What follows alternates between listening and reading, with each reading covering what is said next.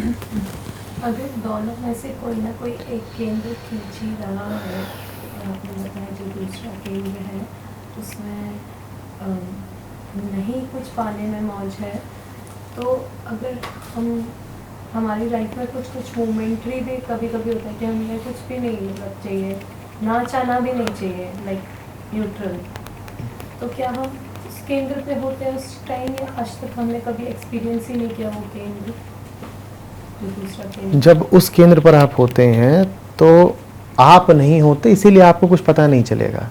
गौर से समझिए, मन इकट्ठा ही उन बातों को करता है, स्मृतिबद्ध ही सिर्फ उन बातों को करता है जो उसकी अपूर्णता में सहायक बने। मन इकट्ठा ही सिर्फ अपने मतलब की चीजें करता है।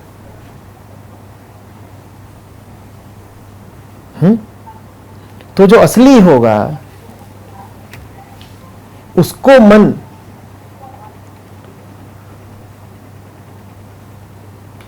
कभी संज्ञान में लेगा ही नहीं, ले सकता ही नहीं। न मन की ताकत है, न मन की मंशा है। कुछ अगर आपको याद रह गया तो जान लीजिए कि नकली है। जो असली है वो याद नहीं रह जाएगा। जो असली है वो आपको खाली छोड़ जाएगा, अनुभव शून्य छोड़ जाएगा। ऐसे ही समझिए कि अभी आपको कुछ याद है ना, मान लीजिए एक क्षण याद है आपको कि उस क्षण में बड़ी परमात्मा की अनुभूति उठी थी। इस स्मृति का, इस ज्ञान का, इस जानकारी का आप क्या क्या कर सकती हैं?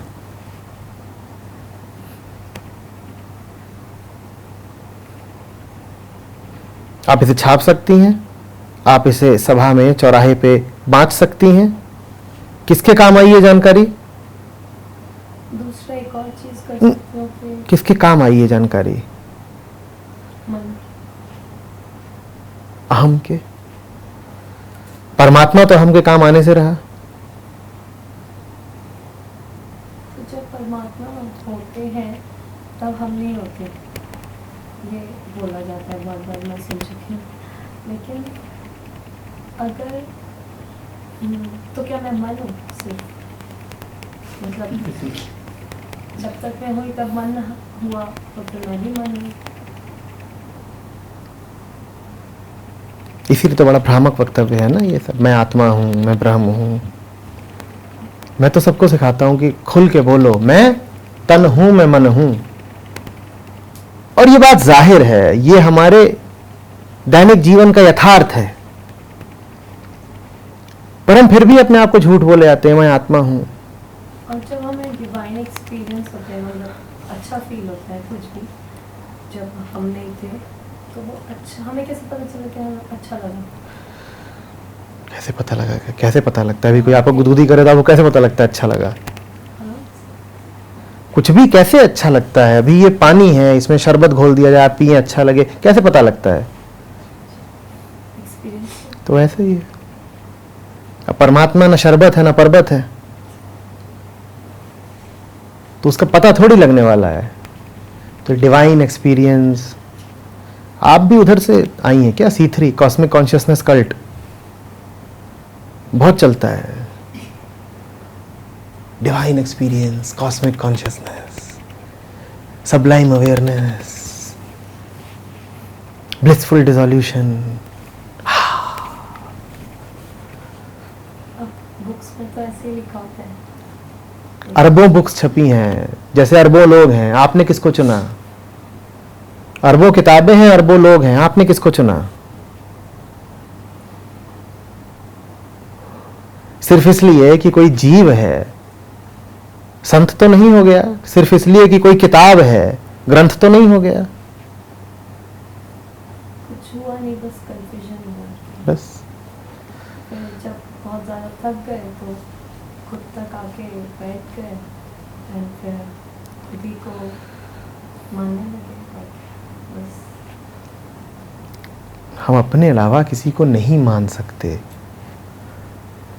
हम जो कुछ भी देखते हैं वो हम ही होते हैं। अपने अलावा कुछ दिख गया तो अपने आप को बड़ी दिक्कत हो जाएगी ना। तो हमें और कुछ दिखता ही नहीं खुद के अलावा।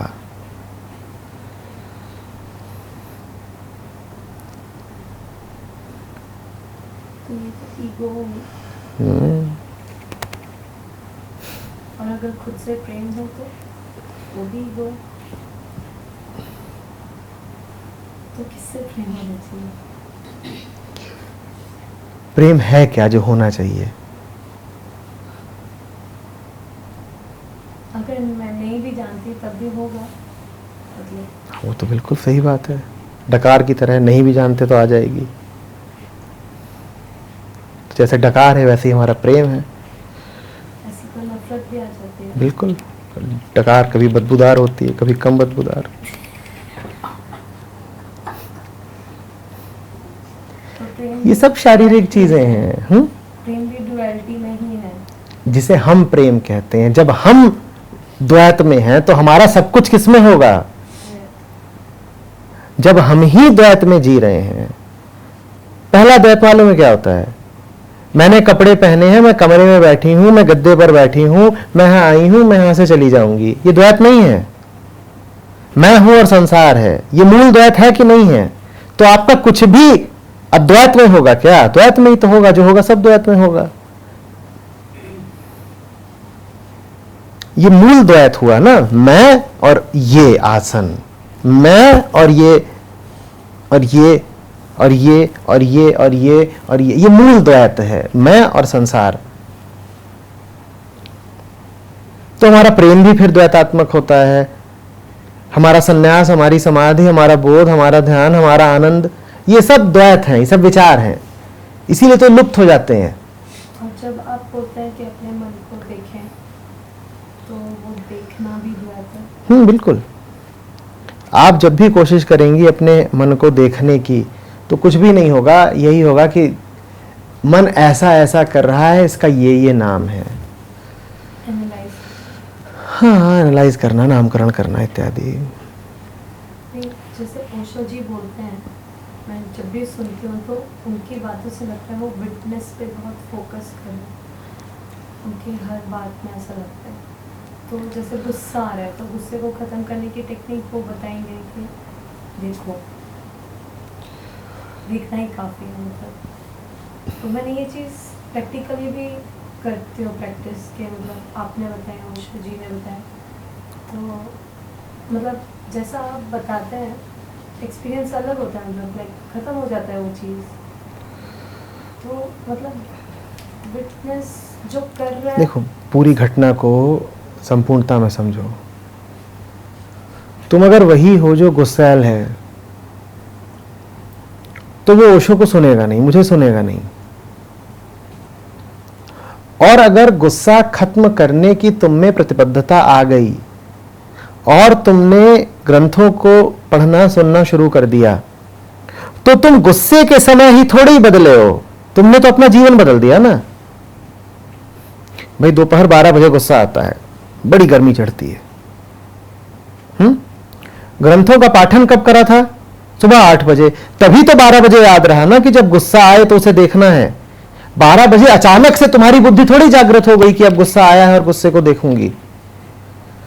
तो 12 बजे भी अगर तुमने साक्षीत्व का कुछ करा अभ्यास, तो पीछे जाता है कितने बजे? 8 बजे। तो गुस्से के क्षण में तुम कुछ और हो सको, इसके लिए तुमने गुस्से के क्षण में कम करा कुछ, अन्य क्षणों में ज्यादा करा कुछ, जीवन को बदला।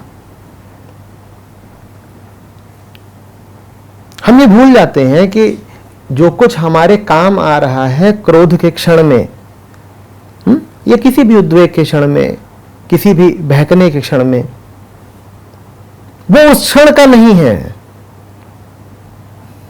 वो पूरे जीवन का है। जीवन बदला है तब तो क्रोध के क्षण में तुम्हारा प्रतिसाद बदला है। जीवन बदलना ज्यादा जरूरी है। 8 बजे जो कर रहे हो अगर वो बदल गया तो 12 बजे जो कर रहे हो अपने आप बदल जाएगा। 8 बजे वाले पे ध्यान दो, 12 बजे वाले पे ध्यान देना बड़ा मुश्किल पड़ेगा। उठ गया एक बार क्रोध, उसके बाद कौन है जो तुम्हें याद दिलाएगा कि साक्षी हो जाओ? जिसने कहा साक्षी पलट के एक दोगे उसको साक्षी। अभी हम गुस्से में हैं, साक्षी आधे घंटे बाद। जीवन बदल दो, जितनी बीमारियां हैं बदल जाएंगी। और जो कॉस्मिक एनर्जी वाला गलत है क्या? हीलिंग कॉस्मिक एनर्जी, हाँ मैं वही सब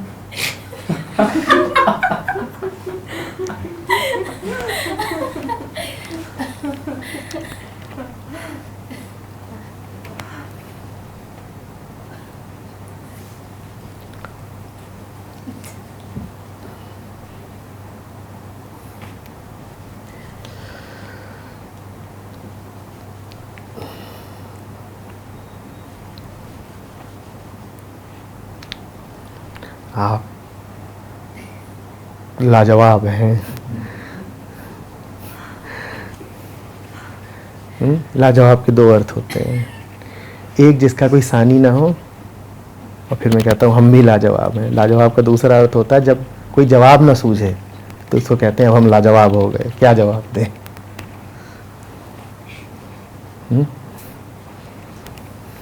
तो आप ऐसी लाजवाब हैं कि हम लाजवाब हो गए। अष्टावक्र पढ़ गई हैं आप, कृष्ण पढ़ गई हैं आप, और उसके बाद जाकर के हीलिंग कराती हैं। अच्छा, वो बचा रह गया अष्टावक्र के बाद। उफ, बेचारे अष्टावक्र दंगल में उलझ गए और हार भी गए शायद। हाँ, नहीं कंफ्यूजन हो गया क्योंकि वो एक्सपीरियंस भी बहुत ट्रू था, ये एक्सपीरियंस भी बहुत ट्रू है, एंड दोनों के डायरेक्शन ऐसे तो समझ नहीं। अभी कहा था ना, ये भी खींचेगा और ये भी खींचेगा। ये देख लीजिए कि आपके भीतर का क्या खींच रहा है। वो भी अच्छा लगेगा, ये भी सच्चा लगेगा। देख लीजिए कि किसको लग रहा है।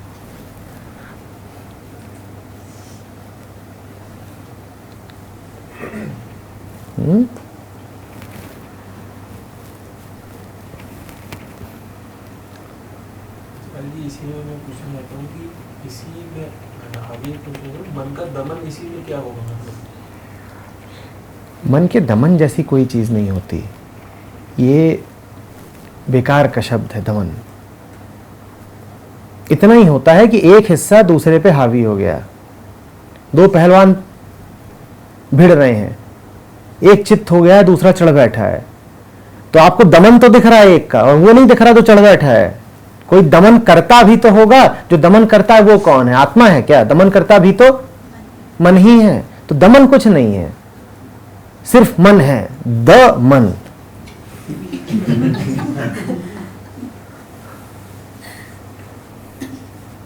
मन दबा है यदि, तो उसे दबाने वाला कौन है? परमात्मा।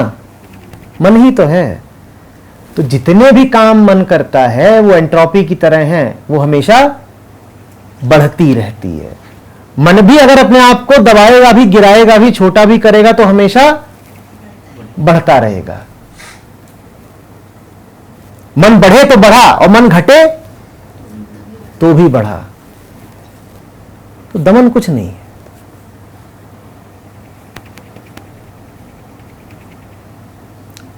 अब असहाय अनुभव करते हो ना कि अरे दमन भी नहीं हो सकता। जब घोर असहायता आ जाती है तब ऊपर से उतरती है हीलिंग। तुम जब तक हीलिंग कर रहे हो तब तक तो पीलिंग ही होगी।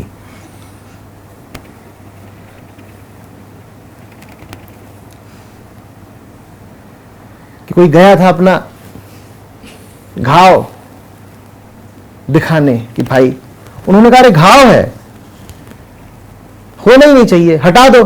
तो छील दिया घाव। Let's peel it of.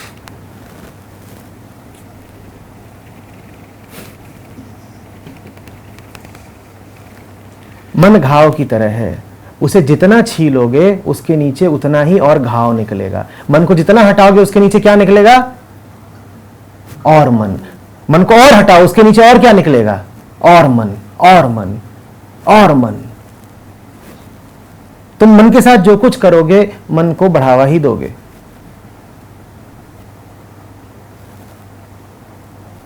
धारणा छोड़ दो कि मन के आगे तुम पहुंच सकते हो। ये वैसी ही धारणा है कि मरने के बाद अगले दिन देखेंगे क्या होता है।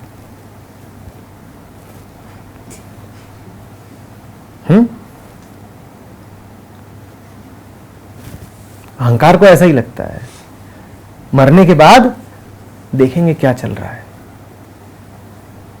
मन के आगे कुछ हो कैसे सकता है, क्योंकि मन के आगे की सोचने वाला भी तो मन ही है। मन ही नहीं रहा तो आगे की बात कौन करेगा।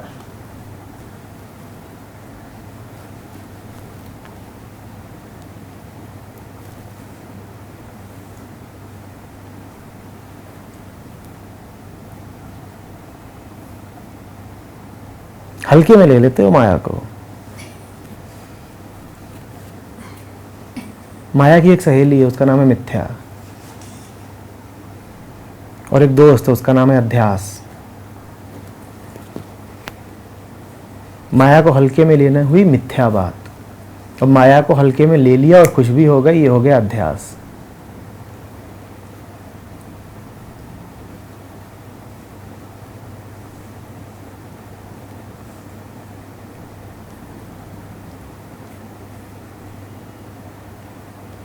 तो ऐसा क्या हमारे पास एलिमेंट है जो मन से ज़्यादा पावरफुल है? तुम्हारे पास नहीं है।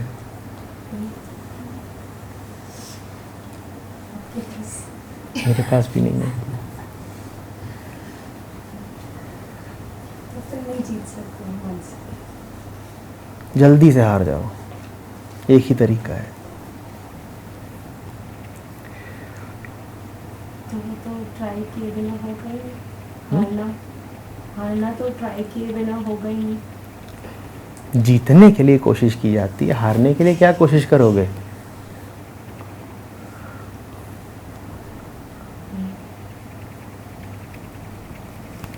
हार जाओ।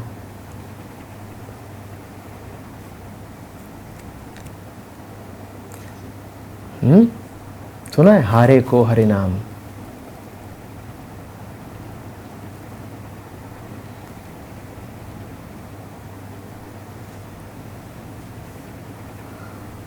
हार कितनी प्यारी चीज है, कबीर का है। हारने पर कि जीता जम के द्वार, जो जीता वो जम के द्वार पहुंचा। कहते हैं जल्दी से हारो।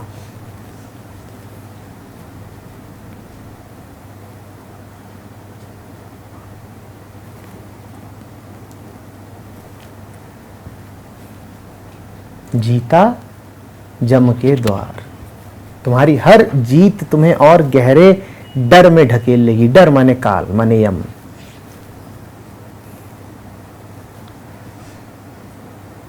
हारा तो हरि से मिले, जीता जम के द्वार।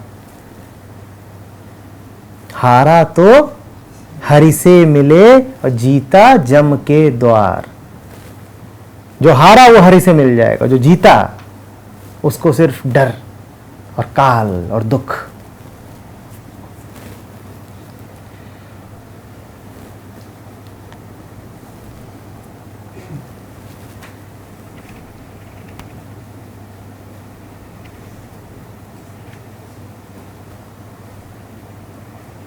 निर्बीज गुरु हारना सिखाएगा, सबीज गुरु कहेगा तुम जीत सकते हो।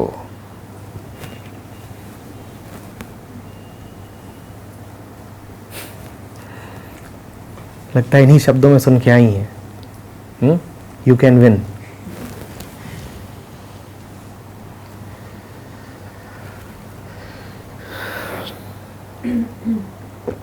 जो पहले डिजायरलेस चीज़ें थे, मतलब लाइक डिजायर्स तो होते ही हैं खैर, मतलब ऐसा डिजायर है कि हाँ चाहिए, मतलब एक मोमेंट की एक डिजायर। लेकिन वहाँ पे सीखा कि नहीं, डिज़ायर्स होने चाहिए, डिज़ायर्स की जीत हासिल कराते हैं। फिर डिज़ायर्स को भी पैदा किया, उससे स्ट्रेस हो गया, अरे मतलब डिज़ायर्स एक लोड है, मतलब बहुत ज़्यादा। वो चीज़ मिले ना मिले, लेकिन डिज़ायर्स आए फिर हम उस डायरेक्शन में स्ट्रगल भी करेंगे एंड अप डाउन्स भी होंगे। तो मतलब अभी तो शांत थे, मतलब एक तरीके से कूल थे एंड एकदम से इतना हीट अप हो गए डिज़ायर्स के कारण। उर्वशी जी, 3 महीने आप डिजायर्स पैदा करते हो, हीटअप होते हो, फिर जब भड़क उठते हो तो एक दिन यहाँ आ जाते हो। ये ऐसा नहीं। डिजायर्स भी आप पैदा कर रहे हो, फिर कहता हूँ अष्टावक्र से मिलने के बाद, कृष्ण से मिलने के बाद कर्म योग पढ़ गए, भक्ति योग पढ़ गए, उसके बाद ये सब सुन रहे हो कि जीवन में डिजायर्स होनी चाहिए, जैसे कि होना। ये संजय है, इसे रात को भूख नहीं लगती, इससे पूछो भूख लगी है, कहेगा नहीं, मन नहीं करने। तो दूसरे लोग अपने अपने लिए खाना मंगा लेंगे, और जब वो खाने बैठेंगे तो जाके उनके खाने में घुस जाएगा। आपको पता भी होता है कि आपको भूख है, वो तो जब माल सामने आता है तो समझ में आता है कितनी भूख छुपी हुई थी।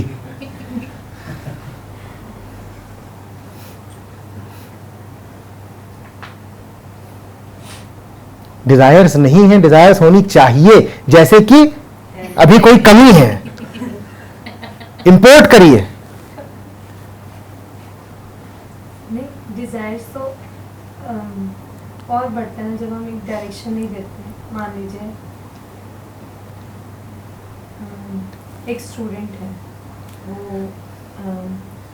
वो अच्छा नहीं है स्टडीज़ में, ठीक है, उसका वो एमलेस रहा है, उसको बहुत सारे लोगों ने फिर टॉर्चर किया, उसके टीचर्स ने, उसके फ्रेंड्स ने, कि हंसते हैं मतलब, तो उसके में एक हीन भावना आ गई अपने से रिलेटेड। तो अब मान लीजिए उसने कि उसको किसी ने डायरेक्शन दिया कि आप अगर एम रखोगे तो वो आप अचीव कर पाओगे, तो वो फिर अब हमेशा जो कुछ भी करता है वो एमफुली करता है, पर्पसफुली। और अब वो मतलब हाँ, मतलब लोगों के साथ अब मतलब उसका नॉर्मल होने लगा, मतलब सब कुछ ठीक होने लगा, तो एटलीस्ट वो नेगेटिव भावना जो आ रही थी उसके मन में वो तो खत्म हो गया।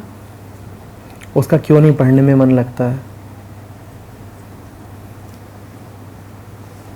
क्योंकि उसे पसंद नहीं होगा, मज़ा नहीं आता, एंजॉय नहीं करता। क्योंकि आप उसे कुछ पढ़ा रहे हो जिसका उससे कोई लेना ही देना नहीं। जो मछली ऊपर ऊपर तैरती है ना, सतह पे फंस जाती है, मछली गहराइयों में रहती है, नहीं फंसती। ये सतही बातें क्यों कर रहे हो कि बच्चे का पढ़ने में मन नहीं लगता था तो उसको एम दे दिया तो उसकी निगेटिविटी कम होगा? ये कैसी बातें कर रहे हो? मतलब मेरा क्वेश्चन एक ही है कि एम होना चाहिए या नहीं होना चाहिए? 2 दर्जन सवालों के बाद मेरा क्वेश्चन एक ही है। रिदम भी हंस रही है। ऐसा ही है कि जैसे कोई 2 दर्जन सैंडविच खा ले फिर कहे नहीं मुझे भूख तो बस एक केले की है।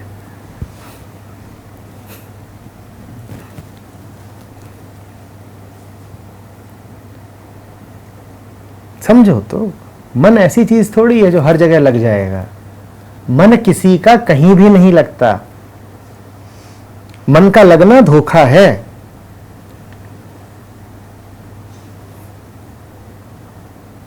हम इस भ्रम में जीते हैं कि कुछ चीजें होती हैं, कुछ काम, कुछ लोग जिनमें मन लगता है, और कुछ होते हैं जिनमें मन नहीं लगता है। अच्छा ठीक है, आप कोई सामान लेके आओ, 4 साल तक उसका इस्तेमाल करो, उसमें मन लगा रहे, 5वें साल आपको पता चले नकली है, तो वो नकली कब था? 5वें साल या लगातार 5 साल? 5 साल। जब आपका उसमें मन लगा भी हुआ था तब भी वो था नकली ही, बस आपको पता नहीं चल रहा था। तो मन जिनमें लगा भी हुआ है सदा के लिए तो लगा नहीं, कभी ना कभी तो उचटेगा। और मन का उचटना ही ये बताता है कि जिसमें लगा हुआ था उसमें भ्रमवश लगा हुआ था। यदि सही में लगा होता तो उचटता क्यों? असली तो कभी नकली बन नहीं जाता। प्रेम स्वयं तो कभी अप्रेम बन नहीं जाता। मन कभी कहीं नहीं लगता, मन एक ही जगह लगता है, उसका नाम परमात्मा है। बाकी सब धोखा है। बाकी जहां भी जाके मन लगता है इस धोखे में लगता है कि कहीं यही तो परमात्मा नहीं, क्या पता तू ही हो, क्या पता तू हो, क्या पता तू हो। कहीं ना कहीं उम्मीद खोज लेता है, वहां लग जाता है, 4 साल बाद पता चलता है धोखा हुआ। तो 4 साल ऐसा थोड़ी है कि तुम बड़े आनंद में जी रहे थे, असलियत में जी रहे थे। धोखे में तो तुम उन 4 सालों में भी जी रहे थे। राज फाश अब हुआ है। तो मन पढ़ाई में नहीं लगता किसी बच्चे का, तो इसमें बड़ी बात क्या है। जिनका मन पढ़ाई में खूब लगा भी, उन्हें 40 साल बाद समझ में आया, अरे बेवकूफी थी, उसको जल्दी समझ में आ गया। जिनका जहां मन लगा भी, किसी को 4 साल बाद, किसी को 40 साल बाद समझ में आया कि अरे कहां फंसे थे। प्रमाण इसका यह है कि जीवन भर कहीं आपका मन लगा नहीं रहता। आज के सितारे कल के बेचारे हो जाते हैं।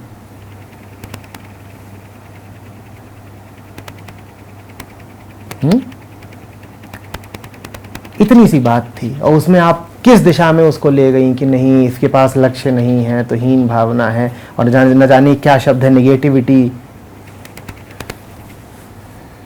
ये ऐसी सी बात है कि माँ बच्चे को नहा धो के तैयार करे बिल्कुल, और बच्चा जरा उद्यमी हो, वो बाहर निकल जाए और कीचड़ में लौट करके आ जाए वापस। आपको आत्म स्नान करा के भेजा था, आपको कृष्ण की सोहबत दे के भेजा था, आप ये क्या लेके लौट आई। लेकिन कोई पूरे टाइम तो परमात्मा में ध्यान नहीं कर सकता। कहीं ना कहीं तो उसका मन, अब जैसे अपार बैठा है जो काम करेगा अपना यहाँ पे, तो उसका उस काम में मन लगेगा, वो तो परमात्मा नहीं है। परमात्मा कोई चीज है क्या कि उसमें लगेगा। तो मतलब प्रेजेंट में रहना पड़ेगा। मैं अभी आपसे बात कर रहा हूँ, बात तो आपसे कर रहा हूं, बैठा तो इस पर हूं ना। मन कुछ भी करता रहे, बैठा कहां है।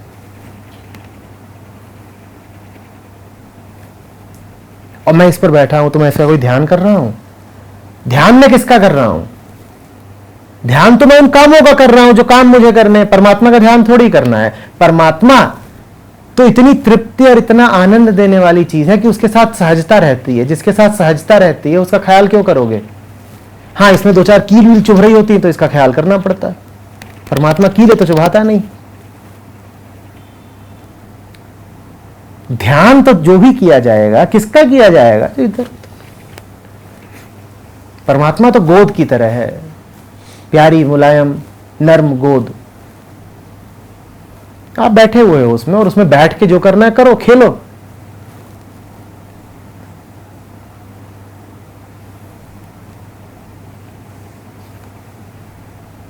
दुनिया भर से खेलो। परमात्मा का ध्यान 24 घंटे नहीं किया तो माने परमात्मा क्या है। बेलन है, हंसिया है, गेंद है, गोंद है, क्या है। कैसे करोगे परमात्मा का ध्यान। क्या सीखते हो, कहां सुनते हो ये सब।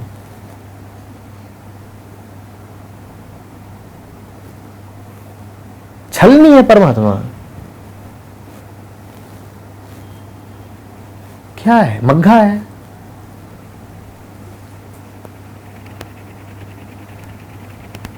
संजय का कुर्ता है, वो भी बदल जाता है।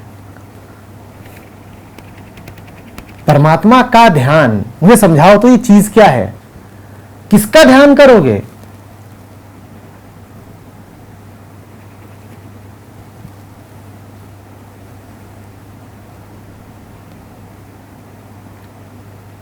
नहीं, ध्यान हो सकता है। आंख बंद करो, हृदय पर आंख रखो, हाथ रखो, पूरी चेतना को दोनों भौहों के मध्य केंद्रित कर दो। एक नीली आभा को उतरते हुए देखो। कानों में बांसुरी का मधुर स्वर उठेगा। आहा, क्या अनुभव है।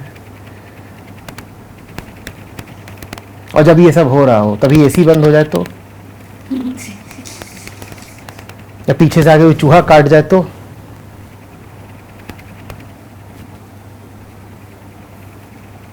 ये मजेदार बात है कि ये ध्यान के जितने भी अड्डे बनाए जाते हैं वो सब ऐसे होते हैं कि तन को बड़ा सुख रहता है। ऐसा सुख जो रोजमर्रा के अन्य घंटों में मिलता ही नहीं। शीतल जगह होगी, कोई शोर नहीं होगा, या शोर होगा भी तो क्या है कि चिड़ियों की चहचहाहट, और वो भी ना हो तो कोई कृत्रिम संगीत बचा दिया जाएगा हौले से। और बैठे हो, मंद मंद वायु चल रही है, मलय पवन के झकोरे हैं,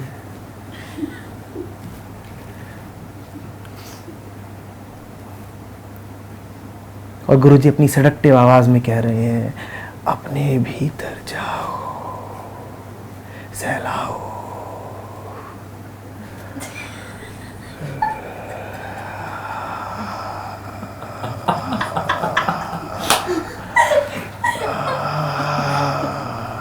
देखिए प्रसन्नता, देखिए अपनी प्रसन्नता, देखिए।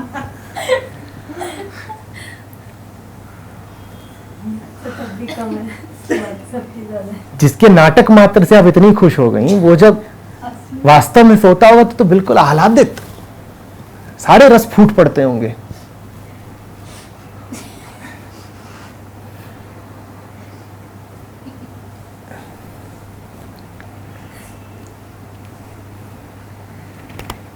एक सज्जन आए थे छात्रों के साथ, जो आप लोग कॉलेज में कक्षाएं लेने जाते हैं उसके लिए, बोले मैं गाइडेड मेडिटेशन कराता हूं। मैंने कहा मैं जरा अनपढ़ आदमी हूं, बताओ कैसे। तो बोले ऐसे, बोले आंख बंद करिए। मैंने कहा करी। बोले एक झील है। मैंने कहा हाँ। बोले पूर्णिमा की रात है। मैंने कहा हाँ। बोले चांद उतर रहा है। मैंने कहा हाँ। बोले चांद उतर के एक नवयुवती बन गया है। मैंने कहा हाँ। बोले कमल खिलाया। मैंने कहा हाँ। बोले मेरी आवाज ही ऐसी रूहानी है। मैंने कहा रूहानी नहीं है, रूमानी है। ये सारी चीजें तो मन को और पावर्स दे रही हैं, मतलब मन के बिना कैसे ये कर सकते। लेकिन जब मतलब मैं ध्यान में जाती हूँ, जो कोई भी टेक्निक हो, तो ध्यान में नहीं जाया जाता, तो मुझे फिर अध्यान को हटाया जाता है। ये मूलभूत बात है, इसको पकड़ लीजिए, प्राण की तरह पकड़ लीजिए। कूड़ा कचरा हटाया जाता है, सफाई लाई नहीं जाती। ध्यान में जाने जैसी कोई बात होती ही नहीं, अध्यान को हटा दिया जाता है। ये जो हम सारी बात कर रहे थे, सबीज निर्बीज, ये और क्या है? निर्बीज का क्या अर्थ है? हटाना, हटाना और स्वयं भी हट जाना। तो माइंड जब हमारा ऐसा हो जाता है, जब ऐसा हो जाता है तो ये जो अभी आपने बनाया ये आकार, ये कहाँ होता है? ये मान लीजिए ये आत्मा में उठता है।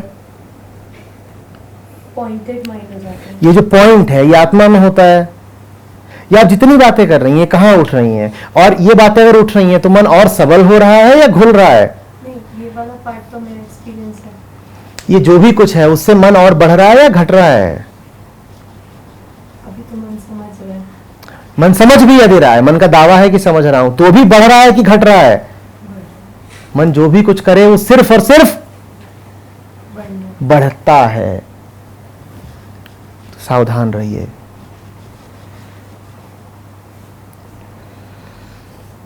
आप बोलते हैं डीप जाए, शैलो नहीं रहे। मैं कह रहा हूं जो सामने है उसको देख लो, उसमें दिख जाएगा कि क्या क्या है जो तुम्हें विक्षिप्त करता है। जो तुम्हें विक्षिप्त करता है उससे अपनी खातिर जान छुड़ा लो। बस यही है आध्यात्मिकता।